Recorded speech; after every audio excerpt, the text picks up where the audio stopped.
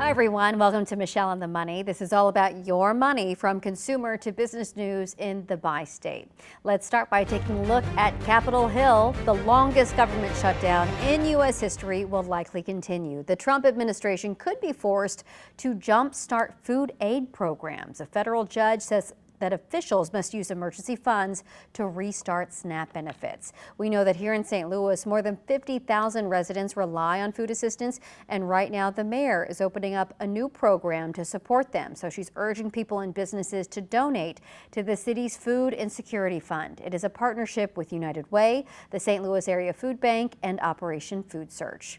Across the river, Illinois Congresswoman Nikki Budzinski is supporting food banks in the Metro East. On Thursday, she was at the Glen Ed Food Pantry, speaking with organizers and encouraging folks to help those who are in need.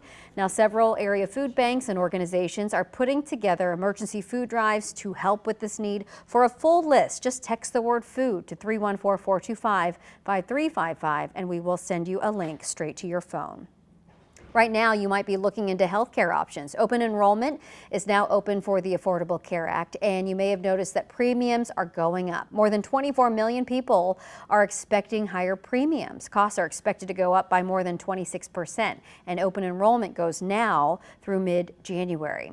So you may be asking, how did we even get here? The ACA rolled out 11 years ago, and it included premium tax credits to help people pay for insurance, but the catch was those credits were for people making less than 4 times the poverty level. So if you made too much money, you just didn't get any help. But then during the pandemic, there was the American Rescue Plan Act, and that gave more people in the middle class help. And there was another extension of those subsidies in 2022 through the Inflation Reduction Act. You can see the timeline right there. But the deadlines from 2022 are here, and Congress has to agree on another extension because those ACA tax credits are expiring by the end of the year.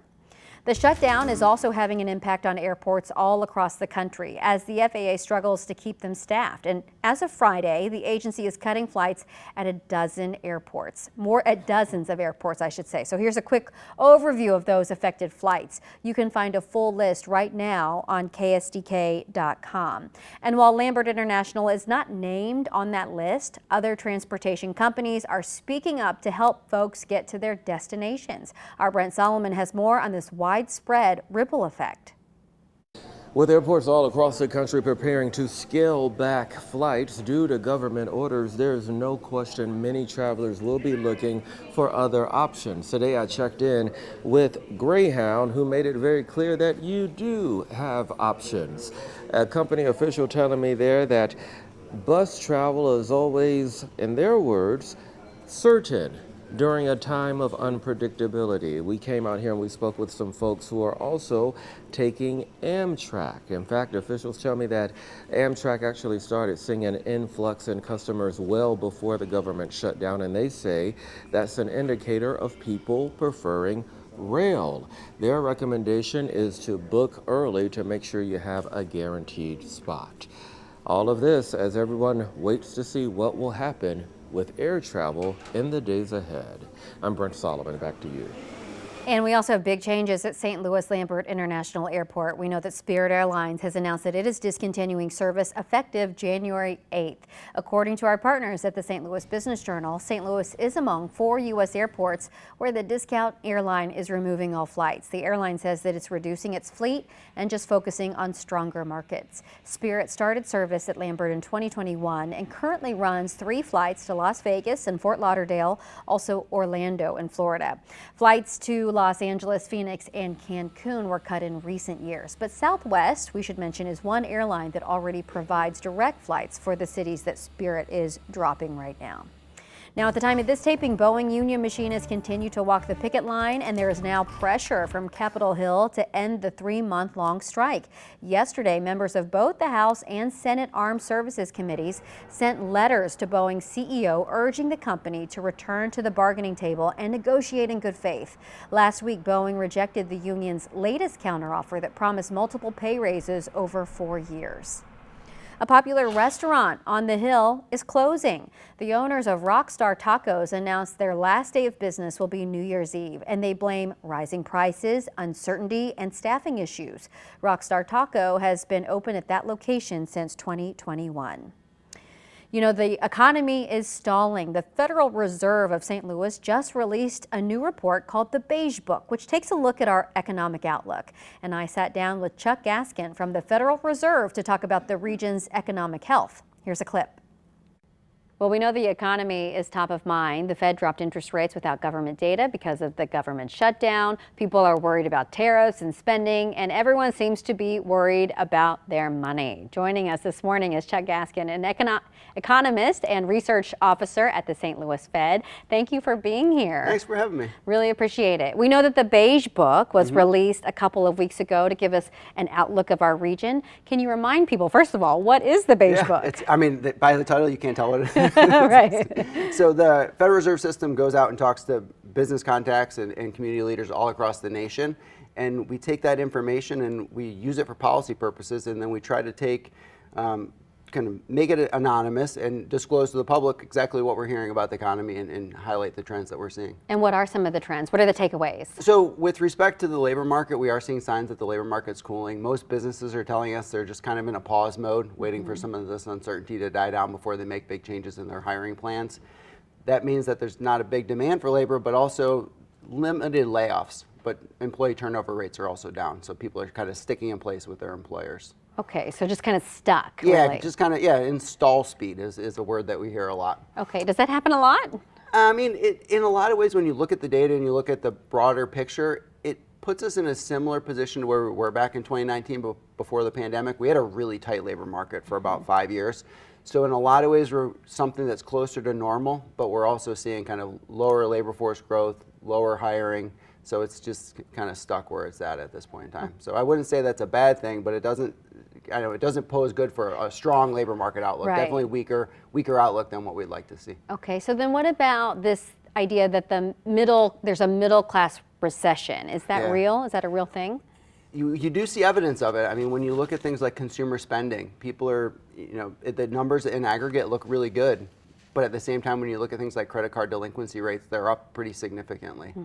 So that does show that consumers are stretching to spend, and in many cases, we've seen things like insurance costs go up pretty significantly. The cost of essentials have gone up. So as those essential costs go up, people have put stuff on their credit cards, and now they're struggling to make those payments. So there's definitely tension in that environment. Absolutely. I mean, you can see it when you go to bread and butter. You go to the grocery store and you're like, oh my gosh, how much did I spend this week on groceries just to start? And that doesn't even account for the things that we don't buy that frequently. Yeah. So you think about like car prices have gone up pretty significantly over the last couple of years. That leads to your insurance company telling you that, oh yeah, if you get into a car accident, your insurance, it's going to cost us more to replace your car. So then your premiums go up. And so they're seeing those things that continue to go up in the background. And we've seen a lot of people actually be underwater on their car payments because, when everything was like sky high, that's when people bought, and now their loans are under. So we've also heard from farmers, in rural areas, basically kind of seeing this rapid deterioration. What can we take away from this kind of stress and how it spreads?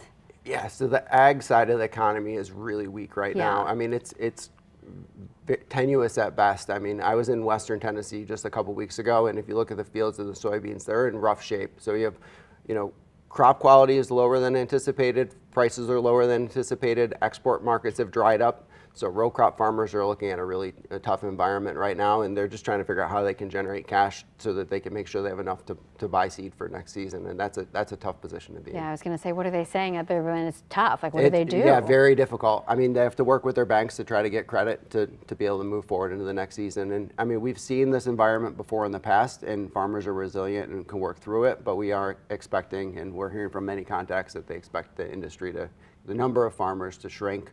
Probably take some of that marginal farmland off the fields next year. Yeah, that's definitely been a headline this week, especially in Missouri. Yeah. With the Beige Book and this information, what do you forecast, or can you forecast, for St. Louis and the economy here in our region? Yeah, so the regional economy seems pretty stagnant at this point in time. There's not a lot of things you can point to for signs of really strong growth.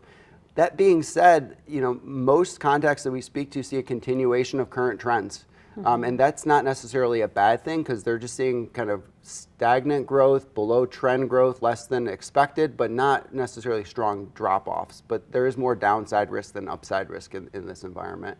And professional forecasters are seeing stronger growth next year, so that is a bright spot. That is they see uncertainty abating, and they see kind of things settling out into a new equilibrium, and that should boost business investment and hopefully get firms back to hiring. So. And just a reminder, next year is in 2 months. So Yeah, I mean, exactly. there's that, So, hopefully, right? When does the next beige book come out? Our next beige book's going to come out in, we're going to start writing it next week. So so it'll be coming out in about 3 weeks. So every couple weeks we'll put a new report out. No rest for the weary. Yeah. Chuck, thank you so much for being here this morning. Happy Really to have you. appreciate it.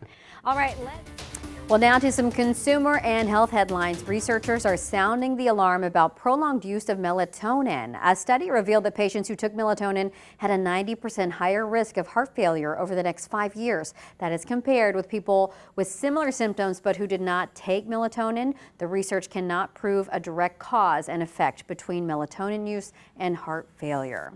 The Missouri Department of Health is warning people about a drug that they say is 13 times stronger than morphine. It has several names like 7-OH, 7-hydroxy, and synthetic kratom. 5 on your side's Laura Barcheski has the story.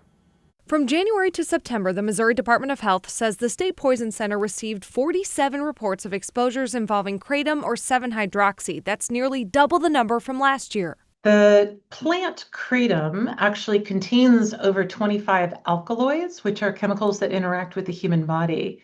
The most potent and addictive one that hits our opioid receptors is 7-hydroxymetragenine or 7-hydroxy. And what are you seeing if people use too much of this product? The most extreme example is that someone can overdose. 7-hydroxy can hit the opioid receptors and cause what we call respiratory depression. A person can stop breathing and can die. Other symptoms include vomiting, rapid heart rate, and seizures. The Department of Health says if you have any of these symptoms after taking 7-OH or suspect overdose, to call 911 and use naloxone or Narcan. One thing that is really remarkable is that this product is sold but has never been officially studied in human beings as an isolated compound. It's also unregulated and can be sold at convenience stores. The toxic product is giving a bad rap to businesses like CBD Kratom, who do not sell 7-OH products and want people to know the difference by looking at the wording on the labels. They say hydroxy, which is another way of saying 7-OH, or they look like those lookalike products. The natural leaf kratom products do not look like that. Natural leaf kratom products are, generally speaking, labeled appropriately and say what the ingredients are. Craig Katz with CBD Kratom says they want to see more regulations across the country. We would prefer that 7-OH products do not call themselves kratom at all because they are not really kratom. Now, again, if you suspect that someone overdosed or is showing those symptoms, you can call 911 and use naloxone, also known as Narcan, right away. Well, right now, we know that money can certainly be tight for a lot of you, but you might feel the need to take care of repairs before the winter. The state's Attorney General, Catherine Hanaway, is reminding consumers of scammers as the temperature drops. So Hanaway is offering some tips to help you avoid HVAC and winter weather scams. First of all, just be aware of any too good to be true offers. You want to avoid unnecessary part replacements. You do not want to pay in advance, and you want to confirm credentials. If you believe that you have been scammed, you're going to want to call the Attorney General's Consumer Protection Hotline. That number is 1-800-392-8222. We also want to tell you that some weight loss drugs are now getting cheaper. Some will be available for as little as $149 a month. President Trump made the announcement yesterday. The White House and 2 drug makers have made a deal to lower prices for Zepbound and Wegovy. The president also said that the government will expand access to the drug for those who meet certain medical criteria, including for Medicare and Medicaid patients. And that means for some people, the cost would be free. In return, Eli Lilly will also get a kickback on its oral medication. People may notice that your oral weight loss pill is still awaiting FDA approval. Now you've just made a deal with the Trump administration. Should people read into that? Well, as part of the deal, they've agreed to give us an expedited approval. Eli Lilly says it is also getting 3 years of tariff relief from the administration. Well, you may see a difference at the store next time you try to use a penny. As Jake Tester reports, since the U.S. Mint isn't making pennies anymore, businesses are starting to feel an impact. I mean, we still have pennies in the register, which I like giving back, The decision to stop penny production lies with the fact that it costs almost 4 cents to make just 1 penny. Senior Vice President for Retail Deposit Officer with First Community Bank, Brian Emerson, said they have not been able to order pennies from the Federal Reserve, but it hasn't made a complete stop from them using pennies. We do have customers that still bring in their pennies, and we do our best to keep those in circulation by re-rolling those and giving them out to customers where we can. Emerson said once they knew they were not going to be able to get any more pennies, they started preparing. We knew that at that point we needed to start kind of keeping our own supply to be able to handle people that came by for one-time check cashing transactions on that side of it. So really it hasn't affected our day-to-day that much, just the inability to necessarily give out change orders to our commercial customers. And while it hasn't affected the bank side as much, Emerson said there is one side that will be seeing the effects more than others: retail. Where those people that are operating gas stations, operating restaurants, things of that nature, that no longer will you be able to pay to the nearest cent, they're going to end up having to round up or round down those totals to the nearest nickel in that point. And one store that has already made that change, the Harps in Brooklyn. If it's 2 cents, then it'll be down, and if it's 3, then it'll round up. So, yeah, I mean, I don't know. It's just getting phased out, It costs more to make them than they're worth. And as time goes on, more businesses are likely to have to start rounding. Expect to see it in a lot of places where customers still use cash, like convenience stores. The holiday shopping season, guess what? It is here. The average consumer will spend about $900, and a recent survey found 1 in 4 expect to take on debt. People are looking at other ways to save right now, like shopping end of summer clearance sales, using reward credit cards, and even buy now, pay later options. Another big trend this year is shopping secondhand. Resale or secondhand shopping is becoming more popular as people want value. And experts say the stigma around buying secondhand is starting to disappear with it becoming more mainstream. Because value is king with consumers, this is a great way for them to extend their dollar and get more for their money. Secondhand is also a way to sort of cut through the noise of the ordinary and find more unique items that tell a story, items that are more personal. Well, that was the chief strategy officer from the online resale shop ThredUp. The company says that they are finding that consumers are ready to spend nearly 40% of their holiday budgets on second-hand items, which is up significantly from last year. Well, the world's biggest Golden Glove is coming to Westport Plaza. Have you seen this? This week, Rawlings unveiled the massive sculpture that will soon be installed on top of its headquarters. This replica of the Gold Glove Award is 30 feet tall, 20 feet wide, and weighs around 25,000 pounds. It will go up on the rooftop later this month.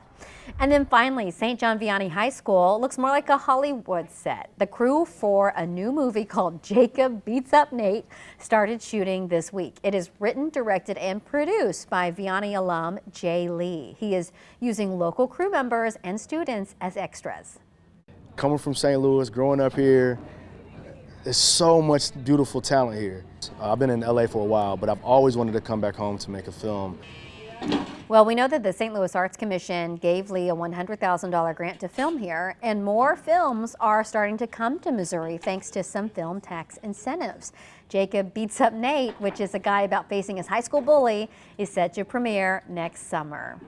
Well, that's going to do it for us. Thanks so much for watching Michelle on the Money. For more money stories like these, be sure to join me every day on Today in St. Louis starting at 5 a.m. We're going to see you again next weekend right here on the 5+ app.